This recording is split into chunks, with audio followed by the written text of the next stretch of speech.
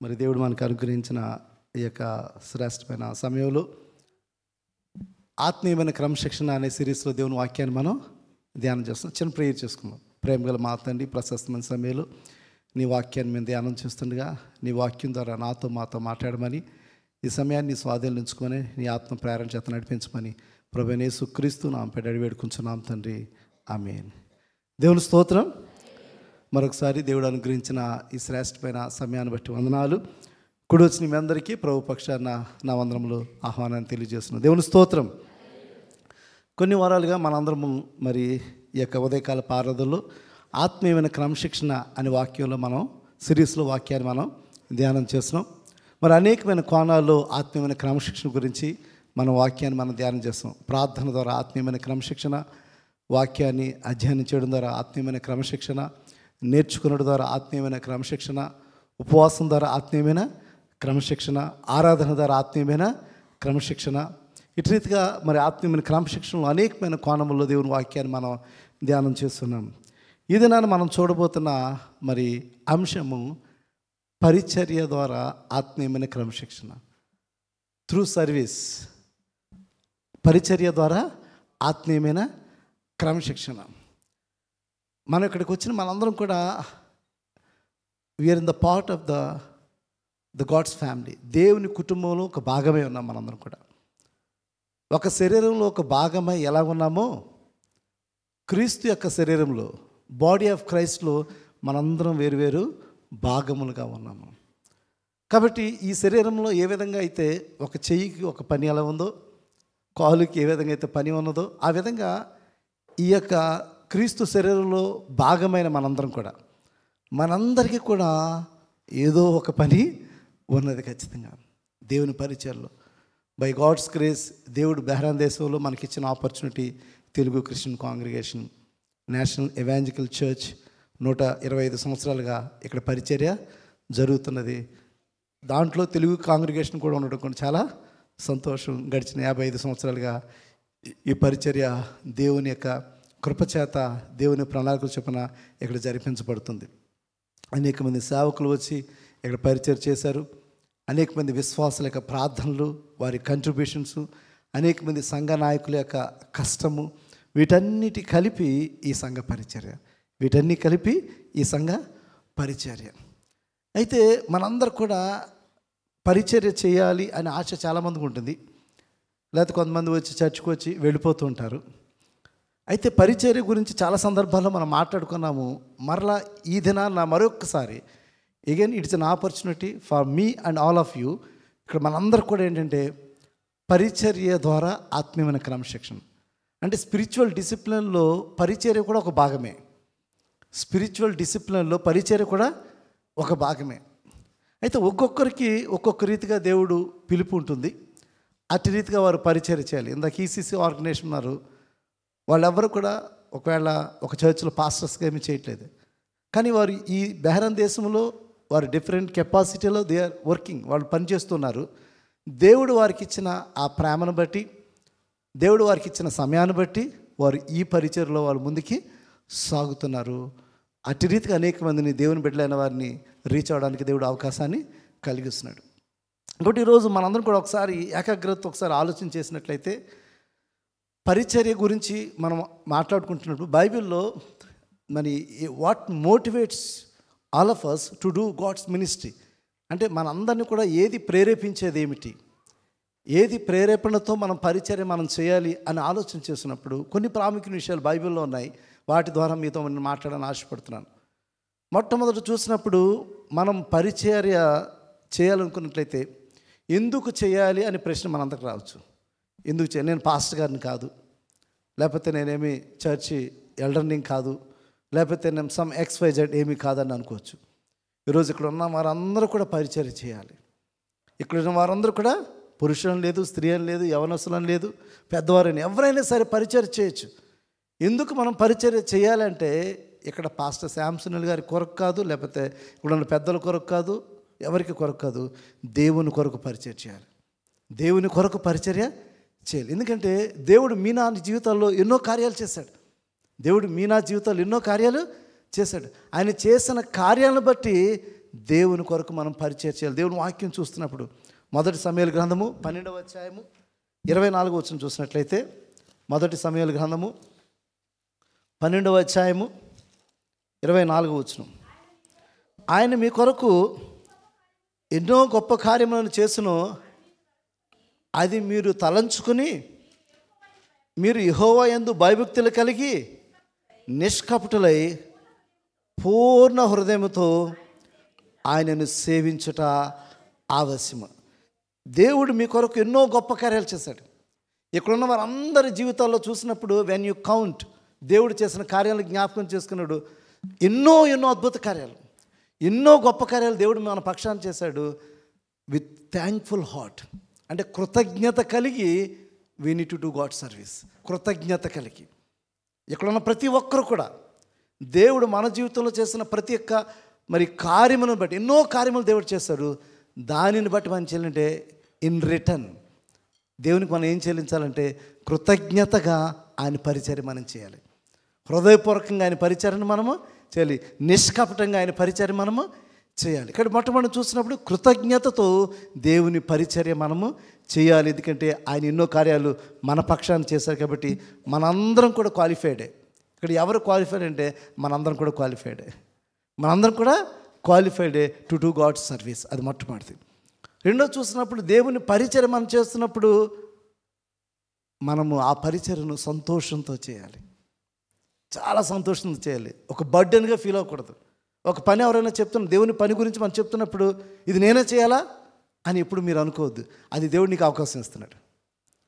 When you get an opportunity, when the door knocks to your door, మీ యొక్క ఇంటి తలుపులు కొట్టినప్పుడు it is a opportunity to do God's ministry, God service. దేవుని పని ఇది మిమ్మల్ని చేయాలి అని, అది ఎవరి ద్వారా అయినా సరే, పెద్దల ద్వారా అయినా సరే, పాస్టర్ గారి ద్వారా అయినా సరే, అది ఎవరి ద్వారా అయినా సరే, మిమ్మల్ని ఈ పని చేయాలి అని అడిగినప్పుడు డోంట్ సే నో. నో అని చెప్పదు ఎప్పుడు కూడా. It's an opportunity. దేవుని కొరకు పరిచయం చేయడం అంతకంటే గొప్పది ఈ లోకంలో ఏది కూడా లేనే లేదు. కాబట్టి ఆ అవకాశం వచ్చినప్పుడు ఖచ్చితంగా చేయాలి. అది చేసే పరిచర్య సంతోషంగా చేయాలి. ఆ చేసే పరిచర్య ఏం చేయాలి? సంతోషంగా చేయాలి. మనం ఎవరికి సర్వ్ చేస్తున్నామంటే మనందరిని సృష్టించిన ఆ దేవుడికి, మనందరిని సృష్టించిన ఆ దేవునికి మనం పరిచర్య చేస్తున్నాం కాబట్టి సంతోషంతో పరిచర్య చేయాలి. వాక్యం అదే తెలియజేస్తుంది. దేవుని వాక్యం చూసినట్లయితే కీర్తన 84:10 ఒక చక్కని మాట ఉంటుంది. కీర్తన 84:10 చూసినట్లయితే, నీ ఆవరణములో ఒక్క దినము గడుపుట 1000 దినముల కంటే, అంటే దేవుని సన్నిధిలో ఒక దినము గడుపుట, దేవుని సన్నిధిలో ఒక దినము గడుపుట 1000 దినముల కంటే శ్రేష్ఠం. అంటే దేవుని పని ఒక పని చేసిన అది ఎంత శ్రేష్టమైంది, ఎంత శ్రేష్టమైందో గమనించండి. అదే చదవండి ఇంకా వాక్యం.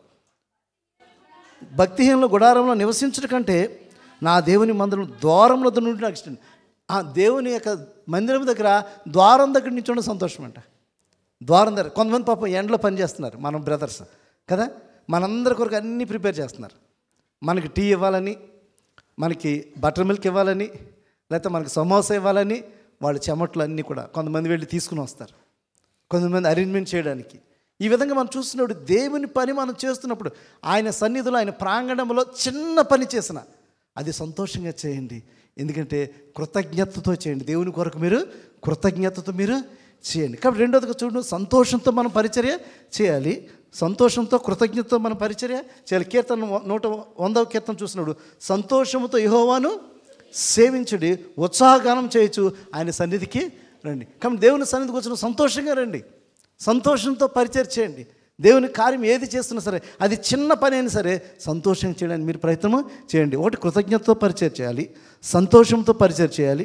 మూడోది తగ్గించుకుని పరిచర్య చేయాలి. తగ్గించుకుని పరిచర్య. చాలా సందర్భాల్లో నన్ను వాళ్ళు పిలిస్తే కానీ నేను చేయను. ఎవరికి వాళ్ళు గొప్పగానే ఫీల్ అవుతుంటారు. Okay, you are all unique, everyone is unique in the sight of God. దేవుని దృష్టిలో అందరూ యూనికే. మనం అయితే ఆ విధంగా ఉన్న మనము మన తోటి సహోదరుల్ని ఎవరిని లుక్ డౌన్ చేయొద్దండి. ఒకవేళ నీకు జ్ఞానం ఉండొచ్చు, లేకపోతే నీకు స్థాయి ఉండొచ్చు, నీకు తలాంతులు ఉండొచ్చు, లేకపోతే నీకు అందం ఉండొచ్చు, whatever it may be, నువ్వు దేవుని దృష్టిలో యూనికే. కానీ డోంట్ లుక్ డౌన్ అదర్స్. ఇతను తక్కువగా చూడొద్దు. వారిని ఏం చేయాలంటే నీకంటే యోగ్యులుగా ఎంచుకోవాలంట. ఇతరులను నీకంటే యోగ్యులుగా ఎంచుకోవాలి. అదే కదా వాక్యం చెప్తుంది. ఫిలిప్పీ పత్రిక 2వ అధ్యాయము 3వ వచనం చూసినప్పుడు, 2వ అధ్యాయము 3వ వచనం చూసినప్పుడు కక్ష చేతనైనా వృధాతిశయం చేతను ఏమీ చేయక వినయమైన మనస్సు గలవారే ఒకరినొకడు తనకంటే యోగ్యుడిగా ఎంచుకోవాలంట. మనం దేవుని పరిచయం చేసినప్పుడు కక్ష చేతనైనను మిష చేతనైనను మనము చేయక, అంటే లోపల మన హృదయంలో ఏదో పెట్టుకుని పరిచయం చేయకూడదు. మనం పూర్ణ హృదయంతో పరిచయం చేయాలి కదా. వాళ్ళ గురించి నేను ఇలా చేయాలి అదే కాదు. నువ్వు ఎవరు చేస్తున్నావు? దేవునికి సర్వీస్ చేస్తున్నావు. Do your work heartfully. నువ్వు చేసే పని హృదయపూర్వకంగా చేయి, నువ్వు వినయ మనసుతో చేయి, హంబుల్గా చెయ్యి. అంత మాత్రమే కాదు, నీకంటే తోటి సహోదరుడు యోగ్యుడిగా ఎంచుకో. యోగ్యుడిగా ఎంచుకో అంటే ఏ ఒక్కరిని తక్కువగా చూడకు, ఏ ఒక్కరిని కూడా తక్కువగా చూడకు. కాబట్టి తగ్గించుకుని పరిచయం చేయాలి. కొన్ని నేను రెఫరెన్సెస్ చదివించను కానీ కొన్ని ఫాస్ట్గా వెళ్ళిపోతాను. ప్రభువైన యేసుక్రీస్తు ఆయన తన శిష్యులకి చివరి రాత్రి ఒక అద్భుతమైన పాఠాన్ని నేర్పాడు. 3.5 సంవత్సరాల పరిచయం ఆయన చేశాడు. తనతో పాటు శిష్యుల్ని ఏర్పాటు చేసుకున్నాడు. Team work. ప్రభువైన యేసుక్రీస్తు కూడా టీం వర్కే చేశాడు. ఆయన ఇండివిజువల్గా చేయలేదు. పిలుచుకున్నాడు 12 మందిని, వారితో పరిచయం చేశాడు. చివరిగా వెళ్ళిపోతూ ఆయన ఒక అద్భుతమైన పాఠాన్ని నేర్పాలనుకున్నాడు. ఆ పాఠం ఏంటంటే, ఒక టవల్ తీసుకురమ్మన్నాడు, ఒక బేసిన్ తీసుకురమ్మని చెప్పాడు, వాటర్ తీసుకొచ్చాడు, మీ కాళ్ళు పెట్టండి అని చెప్పి కాళ్ళు కడగడం ప్రారంభించాడు. కాళ్ళు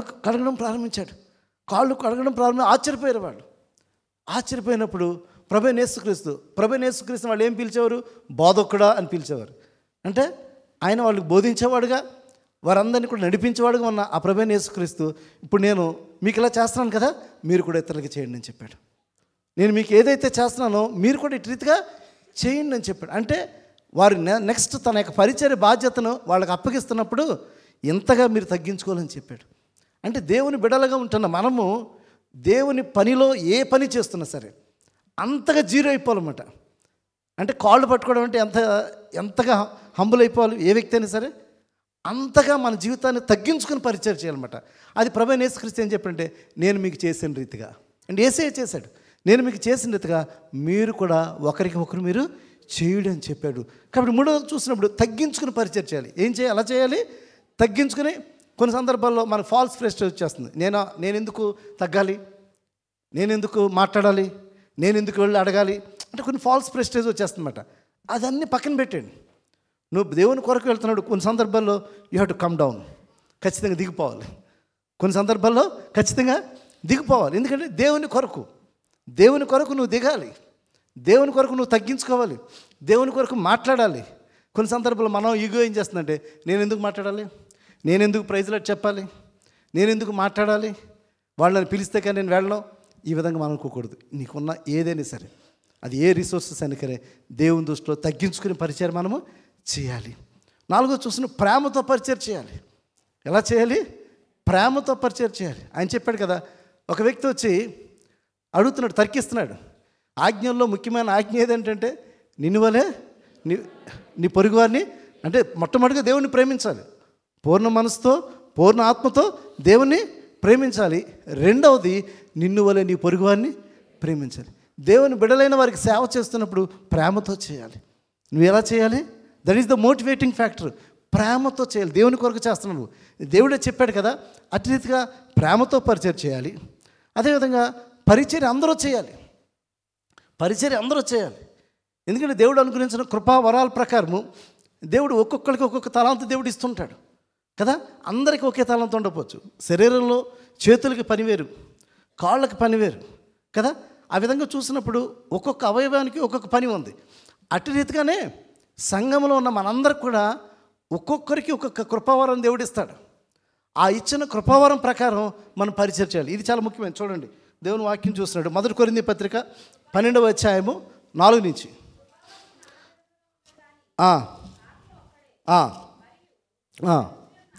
పరిచర్యలో నానా విధములుగా ఉన్నవి కానీ ప్రభువు ఒక్కడే. నానా విధములైన కార్యములు కలవు కానీ అందరిలోనూ అన్నిటినీ జరిగించేవాడు దేవుడు ఒక్కడే. అయినను అందరి ప్రయోజనం కొరకు ప్రతివానికి ఆత్మ ప్రత్యక్షత అనుగ్రహించబడుచున్నది. ఎలాగనగా ఒకరికి ఆత్మ మూలంగా బుద్ధివాక్యమును, మరొకరికి ఆ ఆత్మను అనుసరించి జ్ఞానవాక్యం. జస్ట్ దీని గురించి చిన్నగా ఎక్స్ప్లెయిన్ చేయాలని ఆశపడుతున్నాను. ఇక్కడ బుద్ధివాక్యం అంటే there are people you can understand word of God very well. దాన్ని అర్థం చేసుకోగలరు. At the same time they can apply to their life. వారి జీవితాన్ని కూడా అన్వయించుకోగలరు. ప్రభువైన యేసుక్రీస్తులో ఈ 2 క్వాలిటీస్ ఉన్నాయి. ప్రభువైన యేసుక్రీస్తు జ్ఞానంతో బోధించాడు, ఆయన బుద్ధితో కూడా బోధించాడు. ఎలా అంటే ప్రభువైన యేసుక్రీస్తు ఆయన వాక్యం చెప్తున్నప్పుడు ఉపమానాలతో వాక్యం చెప్పాడు. అంటే ఎవ్రీడే లైఫ్లో ఉన్న సిచ్యువేషన్స్ని తీసుకుని వాటిని ఉద్దేశిస్తూ వాక్యాన్ని వ్యక్తీకరిస్తూ ఆయన చెప్తున్నాడు. ప్రజలకు చాలా ఈజీగా రీచ్ అయిపోయింది, ప్రజలకు చాలా ఈజీగా రీచ్ ఉండేది. అట్ ద సేమ్ టైం ఇంటలెక్చువల్గా కూడా చెప్తుండేవాడు, ఆయన జ్ఞానంతో కూడా చెప్తుండేవారు. దెర్ ఆర్ పీపుల్, కొంతమంది అట్రీతిగా చెప్పేవాళ్ళు కొంతమంది ఉంటారు, అది దేవుడు వారికి తలాంతు ఇస్తుంటాడు.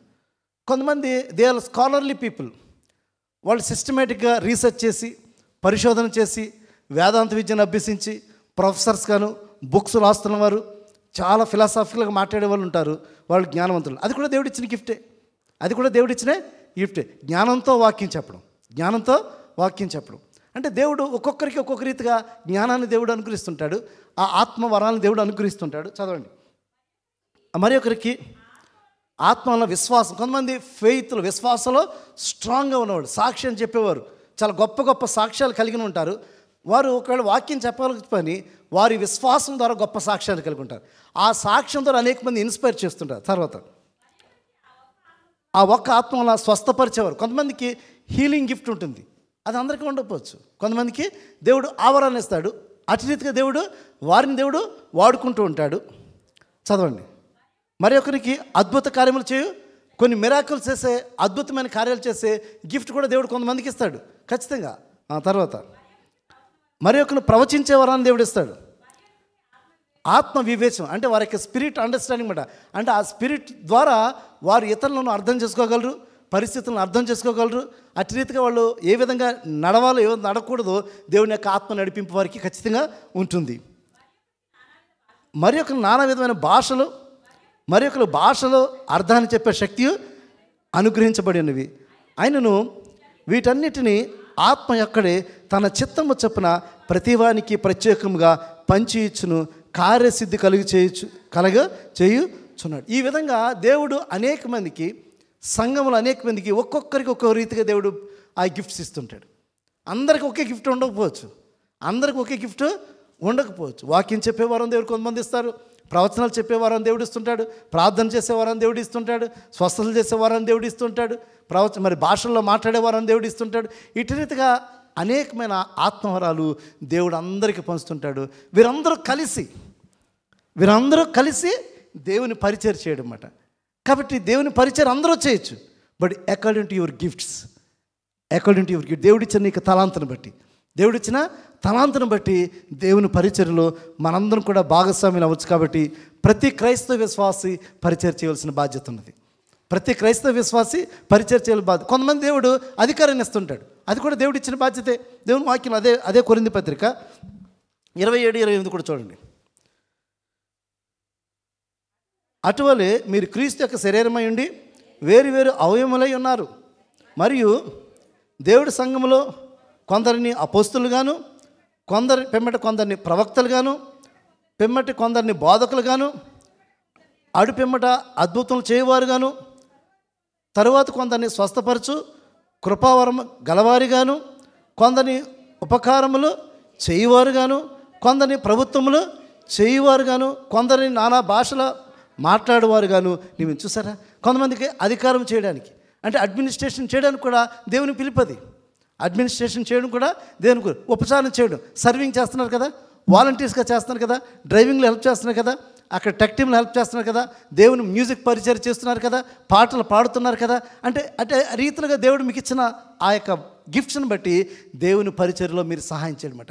అటు రీతిగా దేవుని కొరకు మీరు ప్రతి క్రైస్తవ విశ్వాసం కూడా దేవుని పరిచర్య చేయవలసింది. కానీ దేవుని వాక్యం సెలవుస్తుంది, according to your gifts, according to your gifts. ఆరోజుగా చూసినప్పుడు ఆసక్తితో పరిచర్య చేయాలి.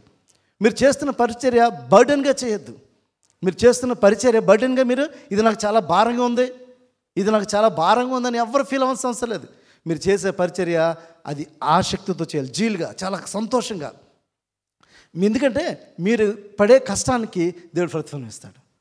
మీరు పడే కష్టానికి దేవుడు ప్రతిఫలం ఇస్తాడు. ఏ పని చేస్తున్నా సరే. ఒకవేళ కొన్ని సందర్భాల్లో ఆ లోపల పని చేస్తున్న వాళ్ళని ఎవరు గుర్తించలేకపోవచ్చు, ఆ లోపల పనిచేస్తున్న వాళ్ళని ఎవరు కూడా గుర్తించలేకపోతే, లేకపోతే టెక్ టీంలో పనిచేస్తున్న ఎవరు గుర్తించలేకపోవచ్చు, లేకపోతే మ్యూజిక్ ఇన్స్ట్రుమెంట్స్ కొంతమంది తీసుకొచ్చి ఇక్కడ పెడుతున్నారు, వాళ్ళని ఎవరు గుర్తిస్తున్నారా? గుర్తించకపోవచ్చు.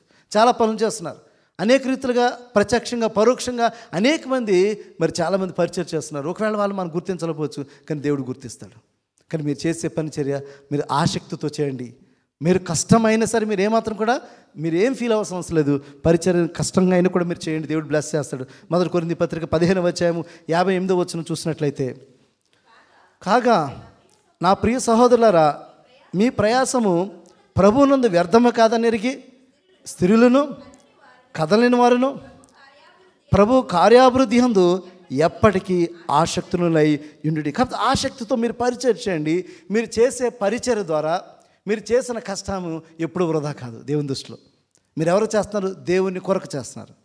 దేవుని కొరకు చేస్తున్నారు, మనుషుల కొరకు కాదు, మనుషుల మెప్పు కొరకు కాదు. ఇంకా చాలా సందర్భాల్లో ఆ విధంగా ఒకవేళ మనం చాలా సందర్భాల్లో మనుషులను చూడాలి, మనుషులను మెచ్చుకోవాలి, మనుషుల దగ్గర అందరు నన్ను గణపరచాలి. నువ్వు ఆ విధంగా అనుకున్నట్లయితే నీకు బ్లెస్సింగ్స్ రావు. నేను మనుషులు చాలా సందర్భాలు అంటే ఇప్పుడున్న సోషల్ మీడియా ప్రకారం, లేకపోతే ఇప్పుడున్న లైవ్ స్ట్రీమింగ్, చాలామంది లైవ్ స్ట్రీమింగ్ లేకపోతే ఇంకా చాలామంది ఇష్టం ఉండట్లా. నిజంగా చెప్తున్నాను, ఆ విధంగా లైవ్ స్ట్రీమింగ్లోనే కనబడాలి. లైవ్ స్ట్రీమింగ్లో ఉన్నప్పుడు స్టేజ్ మీద కనబడాలి. అంటే చాలామంది స్టేజ్ ముందు ఉన్న పరిచయం వేరు, స్టేజ్ వెనకాల ఉన్న పరిచయం వేరు. చాలా సందర్భాల్లో ఇటువంటివి కూడా చాలామందిలో ఒక రాంగ్ మోటివ్స్ ఏర్పడిపోతున్నాయి అన్నమాట. దయచేసి అవన్నీ కూడా పక్కన పెట్టండి. అవన్నీ కూడా పక్కన పెట్టి మీరు దేవుని కొరకు ఆసక్తితో పరిచయం చేయండి, దేవుని కొరకు నమ్మకంగా చేయండి. దేవుడే మీకు ఖచ్చితంగా ప్రతిఫలం ఇస్తారు. ఆ వాక్యం అదే చెప్తుంది.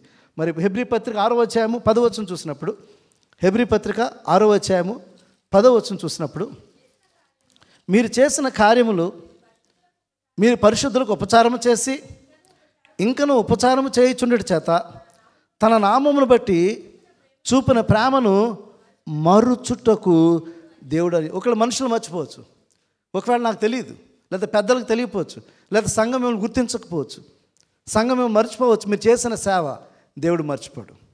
దేవుడు ఎప్పుడు కూడా మర్చిపోడు. అనేక మంది ఇప్పుడు ప్రేయర్ సెల్స్లో ఎంతో గొప్ప పరిచయం జరిపిస్తున్నారు, వాళ్ళు ఎంతో కష్టపడుతున్నారు. దేవుడు మర్చిపోడు.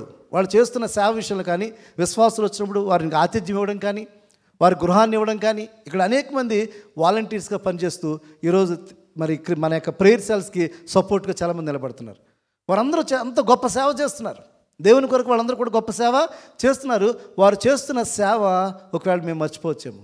పాస్టర్ గారు వారిని అభినందించకపోవచ్చు, పెద్దలు వారిని అభినందించకపోవచ్చు, కానీ దేవుడు వారు మర్చిపోడు. ఖచ్చితంగా దేవుడు వారిని ప్రతిఫలము దేవుని నామాన నువ్వు చిన్న పని చేసినా, దేవుని నామాన నువ్వు చిన్న పని చేసినా ఆ యొక్క పనికి ప్రతిఫలము దేవుడు ఇస్తాడు. మనుషులు మర్చిపోయినట్టుగా దేవుడు మర్చిపోడని దేవుని వాక్యం సెలవుస్తుంది. కాబట్టి మీరు చేసిన పరిచర్యకు దేవుడు ప్రతిఫలం ఇస్తాడు. చివరిగా చూసినట్లయితే పరిచర్యకు క్రీస్తు మాదిరి. పరిచర్యకు మరలా బ్యాక్ టు క్రైస్ట్. క్రీస్తే మనకు మాదిరి. క్రీస్తు ఏ విధంగా అయితే పరిచర్య చేశాడో అట్టి రీతిగా ఆయన మనం కూడా పరిచర్య చేయాలి. ఆయన చెప్తున్నాడు, నేను పరిచర్య చేయడానికి వచ్చాను కానీ పరిచర్య చేయించుకోవడానికి కాదని చెప్తున్నాడు. నేను పరిచర్య చేయడానికి వచ్చాను కానీ పరిచర్య చేయించుకోవడానికి కాదు అని చెప్తూ, శిష్యుల్లో వివాదం వచ్చింది. ఎవరు గొప్ప అంటే హ్యూమన్గా మనందరికి కూడా నేనే గొప్ప అని ప్రతి ఒక్కరికి అనుకోవచ్చు. నేను లేకపోతే ఇది జరగకపోవచ్చు, లేకపోతే నేను చేయకపోతే ఇది జరగకపోవచ్చు. ఈరోజు నేను వెళ్ళలేదనుకోండి, ఆ పని జరగదు అక్కడ చర్చిలో. ఒకవేళ నేను అక్కడ వెళ్ళకపోతే ఆ పని జరగదని ఎప్పుడు అలా ఆలోచించొద్దు. ఎప్పుడు ఆ కోణంలో ఎప్పుడు కూడా ఆలోచించద్దు. దేవుడు నీకు అవకాశం ఇచ్చాడు, పరిచర్య చేయి. ఈ సంవత్సరం ఇచ్చాడు, పరిచర్య చేయి. నీకు ఇవ్వలేదా, వెయిట్ అపాన్ గాడ్. దేవుని కొరకు ఆగండి, దేవుడు ఇస్తాడు ఖచ్చితంగా. నువ్వు చేసిన చిన్న పని విషయంలో కూడా దేవుడు నీకు బ్లెస్సింగ్స్ ఇస్తాడు. ప్రభువైన యేసుక్రీస్తు చెప్పిన మాదిరి చూసినప్పుడు లూకా సువార్త 22:24 చూసినట్లయితే, లూకా సువార్త 22:24 చూసినట్లయితే, తమలో ఎవడు గొప్పవాడు ఎంచబడునో అని వివాదం వారిలో పుట్టగా ఆయన వారి తిట్లనను, అన్యజనుల్లో రాజులు వారి మీద ప్రభుత్వం చేయుదురు, వారి మీద అధికారం చేయవారు ఉపకారులు అనబడుదురు. మీరైతే మన ఎవ్వరు కూడా పరిచయం చేసే ఏ ఒక్కరైనా సరే, మనం పాస్టర్ గారి దగ్గర నుంచి కానీ పెద్దలైన కానీ ఎవరైనా సరే ఏ కెపాసిటీలో వారు బాధ్యత కలిగి పరిచయం చేస్తున్నా ఎవ్వరు కూడా డోంట్ షో ఎనీ అథారిటీ. అధికారాన్ని ఎవరు చూపించొద్దు. మీలో గొప్పవాడు చిన్నవారి వలన, అధిపతి పరిచారకుని వలన ఉన్నవాడును. గొప్పవాడెవడు? భోజన పంక్తిని కూర్చుండవాడా, పరిచర్య చేయవాడా? పంక్తిని కూర్చుండవాడే కదా. ఆయనను నేను మీ మధ్య పరిచర్య చేయవాని వలె ఉన్నానని చెప్తున్నాను. ప్రభు అయిన యేసుక్రీస్తు చెప్తున్న ఉదాహరణ చూసినప్పుడు నేను మీ మధ్య పరిచర్య చేయవలను. ఆయన బోధించడానికి వచ్చిన, రక్షకుడిగా ఈ లోకానికి వచ్చిన ఆయన మనకు చూపిన మాదిరి ఏంటంటే ఆయన మనందరికీ పరిచర్య చేసి చూపించాడు. ఆయన తగ్గించుకున్నాడు, ఆయన రీచ్ అయ్యాడు పీపుల్ దగ్గరికి. ఆయన మన కాళ్ళను కడిగి ఉన్నాడు. ఇటు రీతిగా ప్రభు అయిన యేసుక్రీస్తు యొక్క జీవితాన్ని చూసినప్పుడు తను ఎంతగానో తగ్గించుకున్నాడు. ఈరోజు ఇక్కడ ఉన్న మనందరం కూడా మన జీవితంలో ఉన్న ఎటువంటి మిస్అండర్స్టాండింగ్స్, రాంగ్ పర్సెప్షన్స్ అవన్నీ కూడా పక్కన పెట్టి దేవుని కొరకు నువ్వేం చేయగలవు ఈరోజు నుంచి నిర్ణయించుకోండి. దేవుని కొరకు నువ్వేం చేయగలవు? దేవుడు నీకు ఇచ్చిన తలాంతు అదేదైనా సరే. కొంతమంది రిసెప్షన్లో హెల్ప్ చేస్తున్నారు, కొంతమంది ప్రేయర్ రిక్వెస్టులు రాస్తున్నారు, కొంతమంది ప్రార్థన చేస్తున్నారు, కొంతమంది సర్వ్ చేస్తున్నారు, కొంతమంది డ్రైవింగ్లో హెల్ప్ చేస్తున్నారు, కొంతమంది టెక్ టీంలో హెల్ప్ చేస్తున్నారు, కొంతమంది మ్యూజిక్లో హెల్ప్ చేస్తున్నారు. ఇటు రీతిగా చూసినప్పుడు there are so many activities in the church. అనేకమైన కార్యాలు చర్చ్లో జరుగుతున్నాయి. వాటన్నిటిలో కూడా దేవుడు మీకు ఇచ్చిన తలాంతు ప్రకారం, దేవుడు మీకు ఇచ్చిన ప్రేరణ ప్రకారం సంతోషంతో, ప్రేమతో, కృతజ్ఞతతో నువ్వు పరిచర్య చేస్తున్నప్పుడు దేవుడు నిన్ను, నీ కుటుంబాన్ని దేవుడు ఆశీర్వదిస్తాడు.